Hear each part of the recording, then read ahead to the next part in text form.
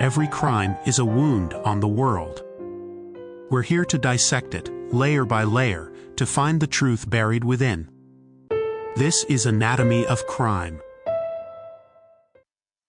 The story of the 1960s is often told in bright, psychedelic colors, a story of peace, love, and social revolution. But every era has its shadow, a dark undercurrent that runs contrary to the popular narrative. In Northern California, as the summer of love faded into memory, a new and terrifying season began. It was a season of fear, ushered in not by a movement, but by a single unseen figure who would cast a pall of paranoia over the Bay Area for years to come. The story begins where so many teenage stories do, on a quiet lover's lane under a cold, starless sky. December 20th, 1968. Lake Herman Road, a lonely stretch of pavement winding through the rolling hills on the outskirts of Benicia, California. It was a place for privacy, a place where young couples could escape the watchful eyes of their parents. For 17-year-old David Faraday and 16-year-old Betty Lou Jensen, this was their first official date. David, an Eagle Scout, was earnest and well-liked. Betty Lou was a popular, cheerful high school sophomore.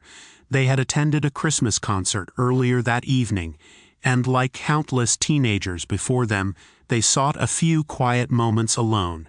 David pulled his mother's Rambler into a gravel turnout, a spot known to local kids. The engine was off. The night was still. What happened next was not a crime of passion, nor was it a robbery gone wrong. It was something cold, methodical, and utterly senseless. A second car pulled up beside them. A man emerged. At first, he ordered them out of the car. David Faraday was the first to emerge, and as he reached the space between the two vehicles, a single bullet from a .22 caliber pistol entered his head, just behind the left ear. He was likely dead before he hit the ground. Betty Lou Jensen, seeing her date murdered, did the only thing she could. She ran. She ran in terror into the darkness, away from the headlights. She didn't get far. 5 shots were fired into her back, fired with the grim precision of an executioner. She collapsed and died on the cold gravel, just 28 feet from the car. When their bodies were discovered a short time later by a local resident, the scene was baffling to law enforcement. There was no clear motive. Their wallets were untouched. There was no evidence of sexual assault. There was only the brutal, inexplicable violence of it all. The casings from the .22 were from a Winchester Western brand, common and difficult to trace. The investigation, led by the Solano County Sheriff's Office, hit a wall almost immediately. They interviewed friends, classmates, and potential rivals. They chased down leads on suspicious vehicles. But nothing connected. The murders of David Faraday and Betty Lou Jensen were a tragic but seemingly isolated event, a brutal anomaly that defied explanation. For over 6 months, the case grew cold. The community mourned, the families grieved, and the police were left with a file full of questions and no answers. The shadow that had fallen over Lake Herman Road remained nameless. It was waiting. Today, we dissect the anatomy of a legend. Not the legend of a hero, but of a monster, a killer who was not content to simply take lives, but who felt an overwhelming compulsion to claim his work, to advertise his evil, and to turn his crimes into a horrifying, interactive game with the public and the police. We are exploring the anatomy of the Zodiac killer, a case where the true horror lies, not only in the violence of the attacks, but in the chilling intelligence and unbridled ego that drove the man behind them. This is a story about how a series of brutal, seemingly random acts of murder were masterfully woven together by their perpetrator into a tapestry of terror, using the United States Postal Service and the front pages of newspapers as his primary tools. We will examine how he crafted a persona, a symbol, and a name that would become more famous, more feared, and ultimately more enduring than the man of flesh and blood who committed the crimes. The silence was broken on the 4th of July, 1969. In Vallejo, a waterfront city not far from Lake Herman Road, 22-year-old Darlene Ferrin sat in her car with a friend, 19-year-old Michael Mageau. They were parked at Blue Rock Springs Park, another local lover's lane. Darlene was a popular young waitress, a wife and mother. The evening was warm and celebratory. Around midnight, a car pulled into the lot behind them, its headlights shining directly into their vehicle before it drove away. A few minutes later, it returned, parking this time to their right and slightly behind. A man got out, carrying a flashlight and what appeared to be a 9mm Luger. Michael Mageau, assuming it was a police officer, began to reach for his identification. The man said nothing. He simply walked to the passenger side window, shone the light into their eyes, and opened fire. He fired 5 times into the car, hitting both Darlene and Michael multiple times. Then, as calmly as he had arrived, he turned and walked back to his car. Michael, though grievously wounded, screamed out in pain. The killer, hearing the sound, returned. He fired 2 more shots at each of them before finally driving away into the night. Darlene Ferrin was pronounced dead on arrival at the hospital. Michael Mageau, despite being shot in the face, neck, and chest, miraculously survived. He was able to provide the first description of the attacker, a white male, short and heavy-set, with a large face. But the most significant event of the night was yet to come. At 12:40 a.m., less than an hour after the shooting, the phone rang at the Vallejo Police Department. The dispatcher, Nancy Slover, answered. A man's voice, calm and monotone, spoke. "I want to report a murder. No, a double murder. If you will go 1 mile east on Columbus Parkway to a public park, you will find kids in a brown car. They have been shot with a 9mm Luger. I also killed those kids last year. Goodbye." He had claimed the murders on Lake Herman Road. The connection was made. The weapon was different, a 9mm instead of a .22, but the caller knew details that had not been released to the public. The random, senseless violence now had a thread connecting it. A single killer was operating in their midst. But he was not content with a whispered confession over a police telephone line. He wanted a bigger audience.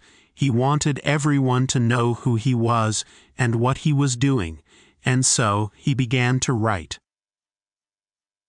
On August 1, 1969, 3 envelopes arrived at the newsrooms of the Vallejo Times-Herald, the San Francisco Chronicle, and the San Francisco Examiner. Each envelope contained 1/3 of a 408-symbol cryptogram, along with a letter. The letters were nearly identical, written in messy block print. They began with the same declaration. This is the murderer of the 2 teenagers last Christmas at Lake Herman and the girl on the 4th of July near the golf course in Vallejo. He provided details of the crimes to prove he was the killer, the brand of ammunition used, the number of shots fired. He was establishing his credibility. But the letters contained more than just a confession. They contained a demand and a threat. He instructed the papers to print his cipher on their front pages. If they failed to do so by the afternoon of Friday, August 1st, he would go on a kill rampage Friday night. He promised to cruise around all weekend killing lone people in the night, then move on to kill again, until I end up with a dozen people over the weekend. It was a declaration of war, a challenge thrown down to the press and the police, and it was signed not with a name, but with a symbol, a circle with a cross through it, like the crosshairs of a rifle scope. The letters caused a panic. Law enforcement and newspaper editors convened. debating the ethics and the risks of publishing. Would it encourage a killer, or would refusing to publish truly lead to more deaths? Ultimately, they decided to comply, publishing the ciphers as demanded. The Bay Area held its breath, waiting to see if the killer would make good on his threat. The weekend passed without a reported rampage. But the killer had achieved his goal. He had the public's undivided attention. Now, everyone was waiting to see what his secret message contained. Naval intelligence and FBI cryptographers were stumped by the 408-symbol cipher. It was complex, using a variety of symbols in a seemingly random pattern. The breakthrough came not from a government agency, but from a high school teacher and his wife in Salinas, California. Donald and Betty Hardin, intrigued by the puzzle on the front page of the newspaper, dedicated their weekend to cracking it. They worked on the assumption that it was a simple substitution cipher, where each symbol corresponds to a letter of the alphabet. They looked for repeating symbols, common letter patterns, and double letters, like the double L in kill. After 20 hours of painstaking work, they began to see words emerge from the gibberish. On August 8th, they sent their solution to the authorities. The killer's message, with its original, chilling misspellings, was revealed to the world. I like killing people because it is so much fun. It is more fun than killing wild game in the forest. Because man is the most dangerous animal of all, to kill something gives me the most thrilling experience. It is even better than getting your rocks off with a girl. The best part of it is when I die, I will be reborn in paradise, and all the I have killed will become my slaves. I will not give you my name, because you will try to slow down or stop my collectiog of slaves, for my afterlife eboritumith pt. The message was a terrifying window into the killer's mind. It was a manifesto of his pathology, the comparison of human beings to wild game, the description of murder as a thrilling experience, superior to sex, and the bizarre, grandiose fantasy of collecting slaves for a paradise afterlife. It painted a portrait of a deeply disturbed individual with a profound God complex.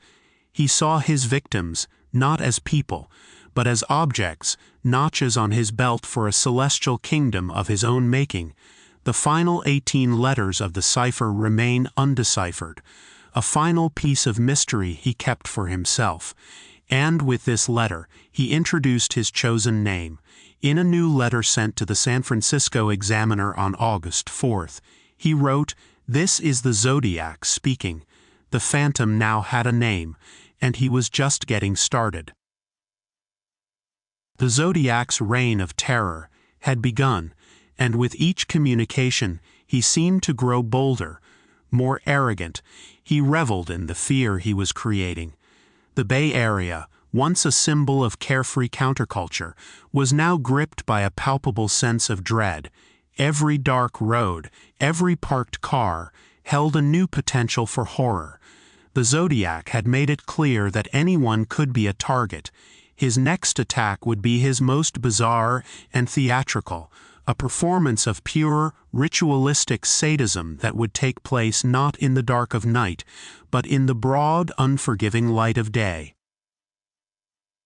On September 27, 1969, two college students, Brian Hartnell and Cecilia Shepard, were picnicking on a secluded peninsula at Lake Berryessa in Napa County. It was a beautiful, sunny afternoon. They were relaxing on a blanket near the water's edge when a man appeared from behind the trees. His appearance was so strange, it was almost comical, like something from a low-budget horror film. He was wearing a dark blue, hooded costume that covered his entire head and torso. It had the Zodiac's cross-circle symbol stitched onto the chest. He wore dark glasses over the eye holes. He was carrying a gun in one hand and a long knife in a sheath at his belt. He approached them calmly. Brian Hartnell, thinking it was some kind of bizarre prank, engaged him in conversation. The man spoke in a measured, calm voice.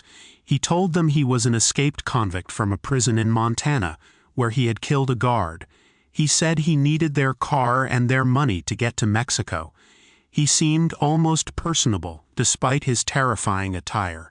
He ordered Cecilia to tie up Brian with pieces of plastic clothesline he provided.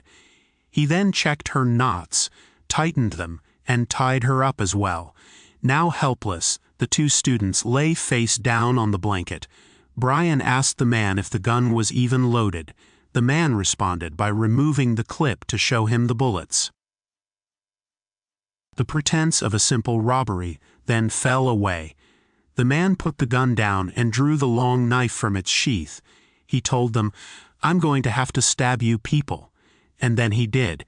He stabbed Brian Hartnell 6 times in the back. He stabbed Cecilia Shepard 10 times in the back and abdomen. The attack was frenzied and brutal.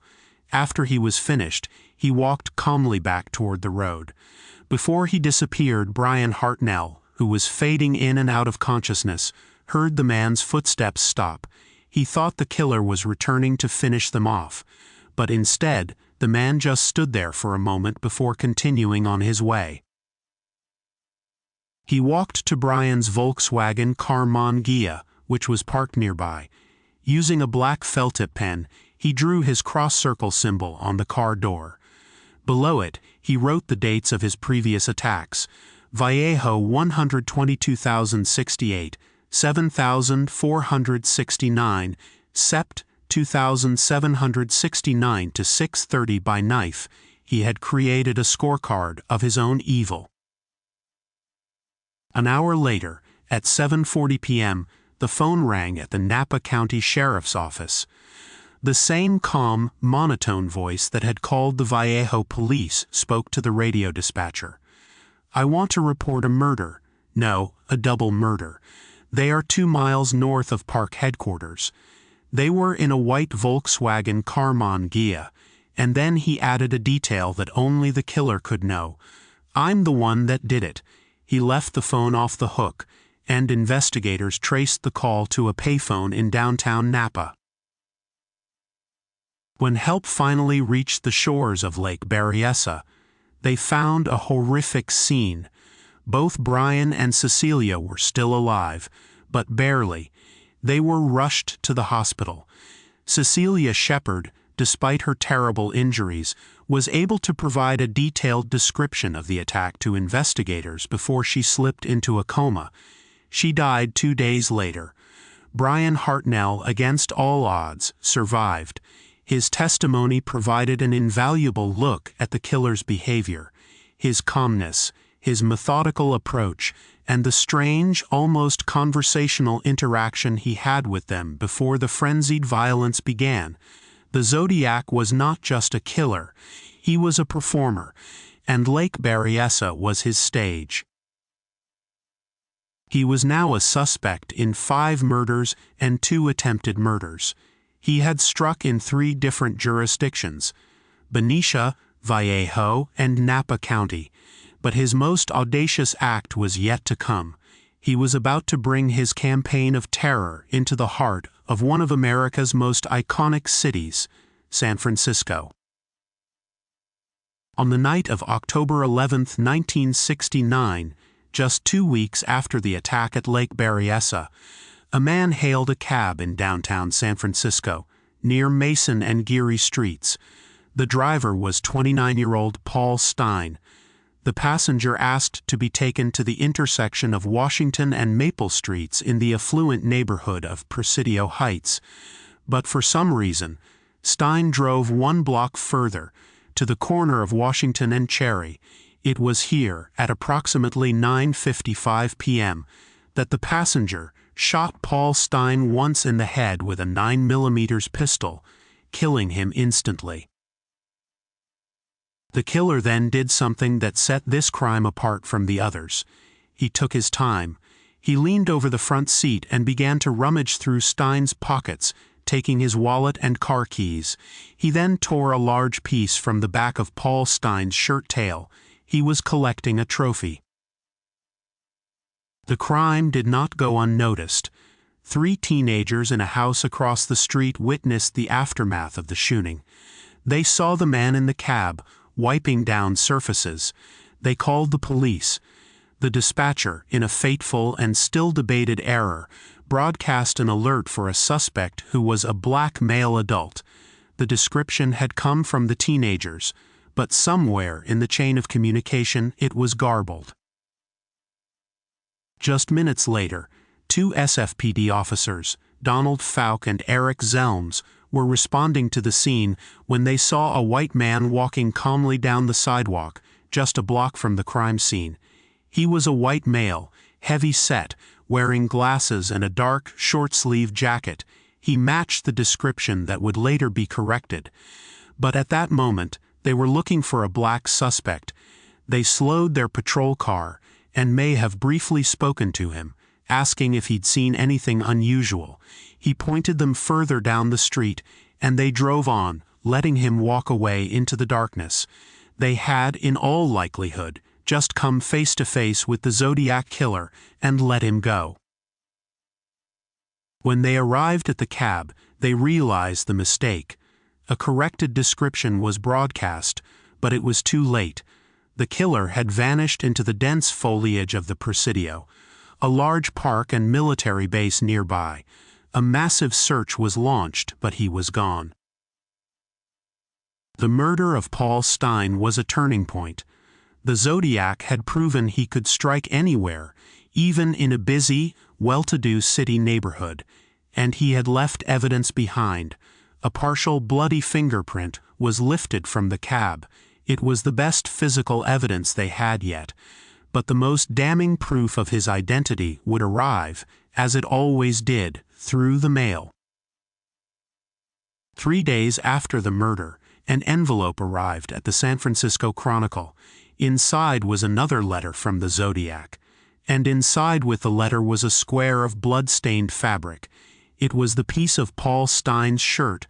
"This is the Zodiac speaking," the letter began. "I am the murderer of the taxi driver.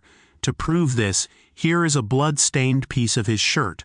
He went on to mock the police for their incompetence, describing how he had watched them from the park as they searched. He talked about how they had stopped and spoken with him. "The police shall never catch me," he boasted, "because I have been too clever for them." The letter ended with a new, terrifying threat. He declared that he was no longer going to announce his murders. He was going to change his method of collecting slaves. He was going to target children. "School children make nice targets," he wrote. "I think I shall wipe out a school bus some morning. Just shoot out the front tire, and then pick off the kiddies as they come bouncing out." This threat sent a wave of unprecedented fear across the entire Bay Area. Police escorts began following school buses. Parents kept their children home. The Zodiac had succeeded in holding an entire region hostage with his words. The letters kept coming.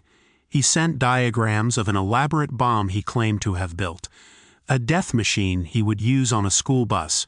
He sent greeting cards with Pastodon text and bizarre cryptic messages, and he sent more ciphers. On November 8, 1969, he mailed what would become his most famous puzzle, the 340-character cipher, which he claimed contained his name. For decades, it would taunt and frustrate cryptographers, both professional and amateur. It became a holy grail for Zodiac researchers, a seemingly unbreakable code that held the key to the entire mystery. The investigation into the Zodiac killings had become one of the most intense and sprawling manhunts in American history. It involved multiple police departments, the California Department of Justice, and the FBI. But it was a case defined by frustration. The different jurisdictions often failed to share information effectively. The killer was clever, leaving behind very little in the way of conventional evidence. The primary tools for the investigators were the letters themselves. handwriting experts analyzed the distinctive, slightly childish block printing. Psychologists developed profiles of the killer based on his writings. A narcissistic, intelligent but underachieving white male, likely with some military or law enforcement training, who felt a deep-seated resentment and a need for attention and control. The face of the investigation became two San Francisco Police Department homicide inspectors, Dave Toschi and Bill Armstrong. Toschi, with his flashy bow ties and penchant for carrying his gun in a shoulder holster, was the charismatic, obsessive lead. He and Armstrong pursued thousands of leads, interviewing anyone who might have a connection to the victims or the crime scenes. The pressure was immense. The Zodiac was not just a local killer, he was a national media sensation. And he continued to communicate directly with the press and the public, often mentioning Toschi by name in his letters, turning the investigation into a personal duel. As the years went on, the pool of potential suspects grew into the thousands, but a few names consistently rose to the top of the list, becoming subjects of intense scrutiny. The most prominent, the man who became almost synonymous with the Zodiac case, was Arthur Lee Allen. Allen was a former elementary school teacher who had been fired for inappropriate conduct with students. He lived in Vallejo and worked near the Lake Berryessa and Blue Rock Springs crime scenes. The circumstantial evidence against him was staggering. He owned and wore a Zodiac brand watch, with the same cross-circle symbol on its face. He owned gray and white checkered pants, similar to a pair a witness described a suspicious man wearing. He used the same brand of ammunition, Winchester Western, that was used in the first murder. Friends and family reported that he had talked about writing a novel about a killer who calls himself Zodiac, who uses a rifle with a light attached to it to hunt people at night, and who taunts the police with letters. He allegedly confessed to a friend, Don Chaney, that he had gone to Lake Berryessa with knives and a gun, planning to kill a couple. He told Chaney that the idea for the slaves in the afterlife came from the classic short story, The Most Dangerous Game, a story he loved. When police first interviewed Allen in 1971, he appeared to be a compelling suspect. A search of his trailer revealed weapons, chemicals, and formulas for making bombs. He wore a size 10.5 boot, matching the size of footprints found at the Lake Berryessa crime scene. He was ambidextrous, which could explain some inconsistencies in the handwriting of the Zodiac letters. For years, investigators, particularly in Vallejo, were convinced that Allen was their man. But for every piece of damning circumstantial evidence, there was a frustrating contradiction. A survivor of the Blue Rock Springs attack, Michael Mageau, failed to identify Allen in a photo lineup years later. Brian Hartnell, the survivor from Lake Berryessa, said that Allen's voice did not match the killer's. Most critically, the physical evidence did not cooperate. A bloody partial fingerprint found in Paul Stein's cab did not match Arthur Lee Allen. A sample of Allen's DNA, obtained after his death in 1992, did not match the DNA profile developed from the saliva on the stamps and envelopes of the Zodiac letters, although the quality of that DNA sample is still a subject of debate. Handwriting experts were divided, with some seeing similarities between Allen's printing and the Zodiac's, while others, including the FBI's top analysts, concluded that he was not the author. Arthur Lee Allen remains a paradox, the perfect suspect on paper who could never be definitively tied to the crimes by physical proof. He is a testament to the dangers of confirmation bias in a complex investigation. He fit the profile so well that it became difficult for many to look past him. And so, the search continued, branching out to other persons of interest. There was Richard Gaikowski, a newspaper editor in San Francisco, whose physical description matched, and whose writing style some saw as similar to the Zodiac's. A police dispatcher who received a call from the Zodiac claimed Gaikowski's voice was a match. There was Lawrence Kane, who worked in the same hotel as one of Darlene Ferrin's relatives, and was identified by one of the teenagers who witnessed the Paul Stine murder as a suspicious man he had seen in the neighborhood. And there was Rick Marshall, a film projectionist who lived near several of the crime scenes and whose handwriting bore some resemblance to the Zodiac's. Each suspect had a cloud of suspicion around them, a collection of intriguing coincidences and suggestive facts. But like Allen, none could be definitively linked to the murders. The Zodiac's identity remained maddeningly elusive. After a flurry of letters in 1969 and 1970, the Zodiac's communications began to wane. He sent a few more cards and letters in the early 1970s, but his initial frenzy seemed to be over. A letter received by the Chronicle in January 1974 was the last one that was definitively authenticated as being from the Zodiac.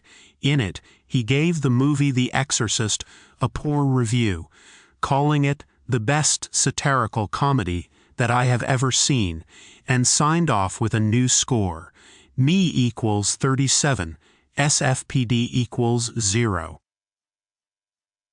And then, for the most part, he went silent. The letters stopped. The killings stopped. The Zodiac, the boogeyman who had held the Bay Area in his grip, simply faded away. Why? Did he die? Was he imprisoned for another crime? Or perhaps most disturbingly, did he simply decide to stop? Had he grown bored with his game? Had he satisfied his need for attention and moved on, living out the rest of his life in quiet anonymity, forever cherishing the secret of his terrible celebrity? The silence did not end the obsession. The case remained open, a gaping wound in the psyche of Northern California. For the families of the victims, David Faraday, Betty Lou Jensen, Darlene Ferrin, Cecilia Shepard, and Paul Stine, there was no resolution, only the lifelong pain of loss compounded by the lack of justice. For the investigators like Dave Toshi, the case became a white whale, an obsession that would follow him for the rest of his career, even leading to accusations that he had forged a Zodiac letter himself in a desperate attempt to keep the case alive, an accusation that was later cleared, but which tarnished his reputation. The Zodiac killer's legacy is unique among serial murderers. He was not the most prolific, he was not the most brutal, but he was arguably the most successful at creating a cultural icon of terror. He understood, perhaps better than any killer before him, the power of the media. He used the newspapers as his stage and his personal PR firm. He created a brand, complete with a name and a logo. He engaged directly with the public, making them participants in his drama. He created puzzles that invited obsession, ensuring that his mystery would be pored over for generations. The case has become a cornerstone of modern true crime folklore, spawning countless books, documentaries, and a major motion picture.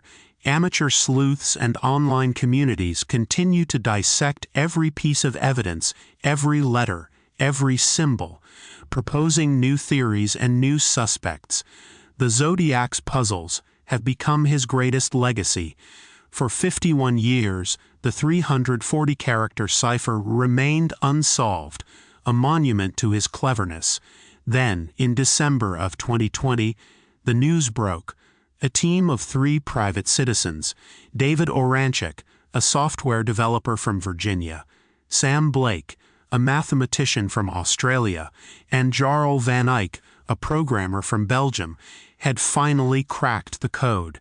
Using sophisticated software and human ingenuity, they unraveled the message that had stumped the FBI for half a century.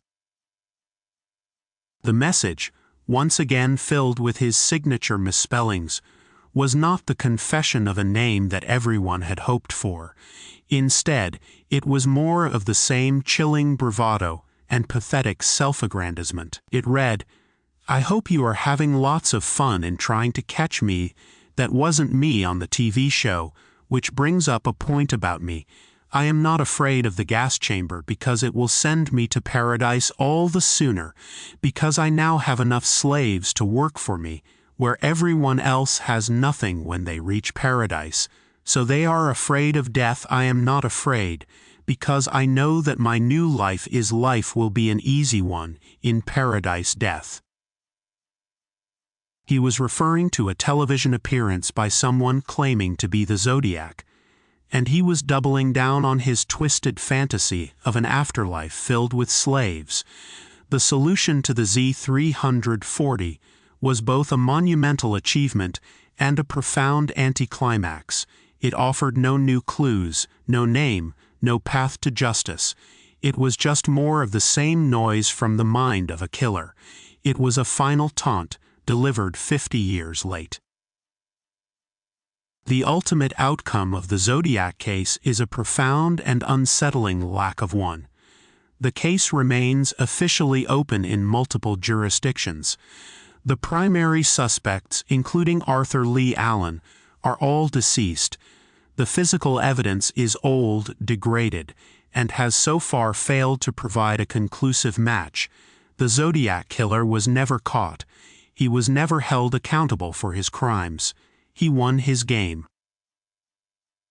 So we return to the central theme, the anatomy of this singular case. What makes the Zodiac story so enduringly horrifying? It isn't the number of victims. It isn't the method of the murders, which were varied and almost opportunistic. The true, unique anatomy of the Zodiac case is found in its correspondence. The Zodiac's most powerful weapon was not his 9mm Luger or his knife, it was his pen. He was a pioneer of what we might call interactive terrorism. He did not simply kill. He curated his own legend in real time. He created a narrative, with himself as the brilliant, unstoppable villain, and the police as his bumbling foils. He understood that the fear generated by the threat of violence, amplified by the media, could be far more potent and widespread than the violence itself. The murders were the bloody foundation, but the letters were the architecture of his terror.